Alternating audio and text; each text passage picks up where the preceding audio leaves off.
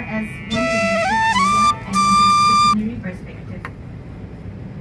Professor Rajesh Sachdeva, and there will be two speakers on this session.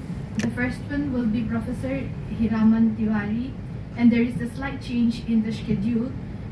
Second talk will be delivered by Professor Sudeshna Bhattacharya instead of Professor Ravindra Kumar.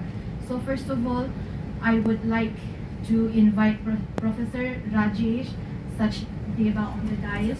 Is a distinguished linguist who retired as the director of Central Institute of Indian Languages in Mysore. Request Professor Hiraman Tiwari. So welcomes Professor Hiraman Tiwari on the stage. So the next, I would like to request Professor Sudeshna Bhattacharya on the dais too. So Professor Sudeshna Bhattacharya is currently the HOD of Department of Sanskrit, Guwahati University. She is a distinguished academician serving as a professor in the Department of Sanskrit. She holds an MA and PhD specializing in Kavya, Sanskrit poetry. In addition to her role at the university, Professor Bhattacharya serves as the director of the Anandoram Borua Institute of Language, Art and Culture, Abilek in Assam. We welcome you.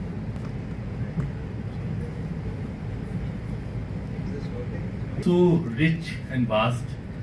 I know the signatures of the people who may have decided it.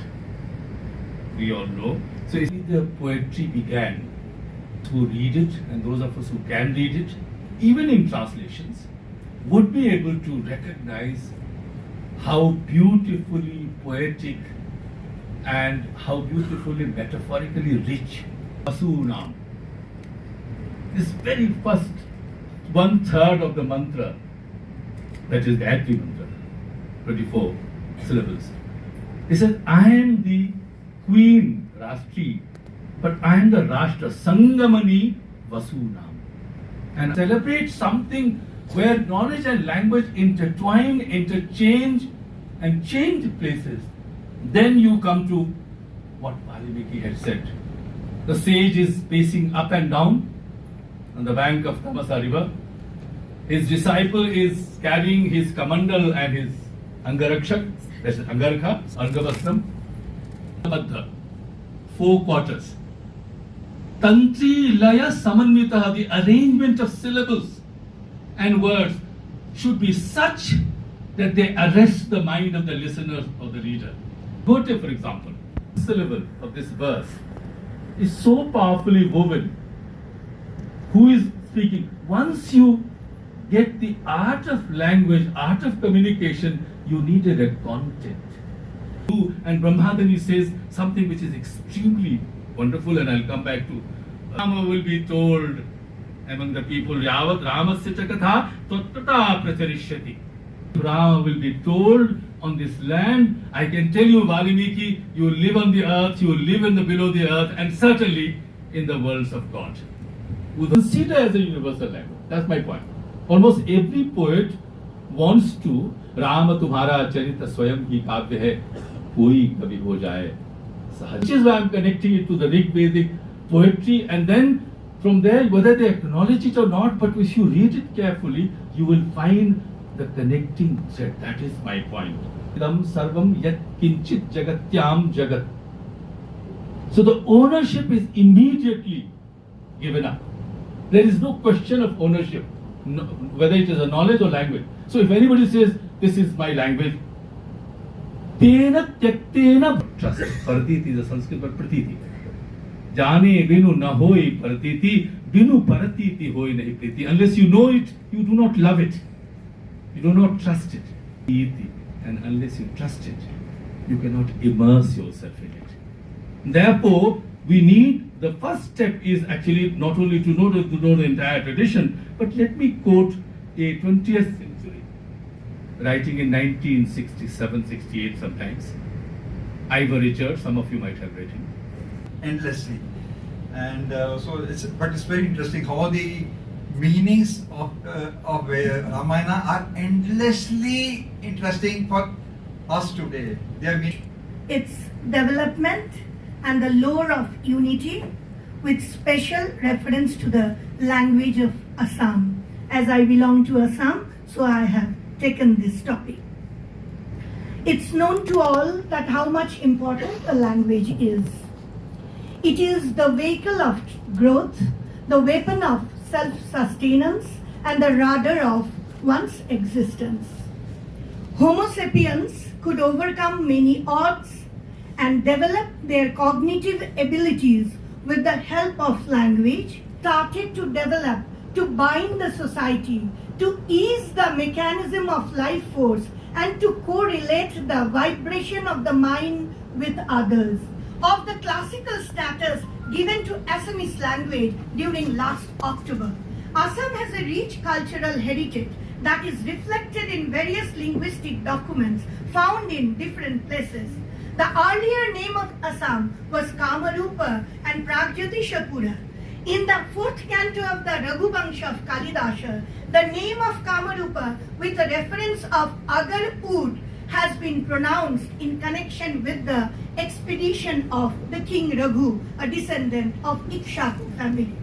Even the Ramayana pronounces the name Pragjyotishapura in the context of Rama's search for differ from one another in various languages and dialects of Assam. The muse that the languages establish cannot remain away from the ideals of Bharat. Even today, the languages be different, which speaks the similar type of talks. Tiwa language, which is one of the prominent languages of Assam, how can the Tiwa language be different from other languages when it describes the stories of similar Bharatiya tradition? How can Karbi language, it is also one of the prominent languages of Assam, how can Karbi language be different when it relates the Ramayana story in its local Ramayana, which be the how can the languages, that is most of those prevalent in Assam, which use ma or I to address mother, be alienated from the source? String of unity on the basis of an emic perspective, that is the perspective from the insider's view, and I think that. But even when I one for each at least, but before I do that, it says the main objective of the proposed Bharatiya Bhasha Sansthan setup should be to assist in and coordinate the development of all Indian languages, to bring about the essential unity of Indian languages through scientific study and interlinguistic research, and to promote the mutual enrichment of the languages, and thus contribute towards emotional integration of the people of this country. The organization that you represent, so that we all know who. Actually, I am going hand to the director. I am the speaker. They come. I have just come. So this is not for Big discovery where it can help us perhaps preserve it better, but it can also mutilate the beauty of what was there in the. I'm not somebody who just simply lives in the past. I very much look forward to living in future as long as I can live. I always believe that today is better than yesterday. So this takes to the realm of what Isaiah Berlin, one of the greatest thinkers of 20th century in terms of history of ideas, has given a definition of utopia. He said utopia is of two kinds. One is which is written and given by the Bible he quotes. He doesn't quote any Indian literature, but doesn't matter. We can have a parallel, very exact parallels as well. He says that the Bible says what a beautiful world it was, and there will be a time when and he said that both that Isaiah, his name is Isaiah, but I'm talking about Isaiah 22 in the Bible, which says the beautiful, most glorious time in the world would be when the lion and the lamb can play together in the field. Now, he says it is a utopia which can be interpreted in two different ways. One, that the ancient, the past was beautiful, serene, untainted by any technology, any science interventions. And then he says the forward-looking utopia, but this is how it will be. Let me quote to you not the entire section, but the concept of Ramarajya. Looking into the future, then it will be good. But this is all, in the time of AI, it is all can be turned into a hogwash. What a beauty! Every time, everything that you do each time, if it can bring novelty to it, then of course it will be happy moment. Thank you so much. Us, not behind us. Okay? Something, past is something that you can see, but when you're trying to see the past, as we were trying to do, right? In the morning, the discourse was CIIL and everybody, we are trying to discover our past, right? Who are we? We are going back and trying to design. We are told that people have brought about new narratives. There are all kinds of motives that people have had, and they have spread their conspiracy theories. We have become, all kinds of things. I'm not so distrustful about what has happened because if I believe in the goodness of Godness, so I believe that lots of things happen with the will of the Lord, and things may have, even who I call invaders and traitors were me. It's okay, they were all part of me. Language can be made finite in some sense. What is infinite in nature can be made into a finite set of sounds, a subset of the possible universal sounds. Each language selects some of them. Don't be too society. Don't allow only political thinking to overrule our thinking. We are thinking. We have done well for ourselves. We are a very mature country.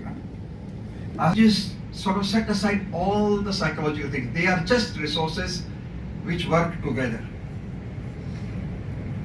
There's an inner societal world of attitude and tensions of sorts.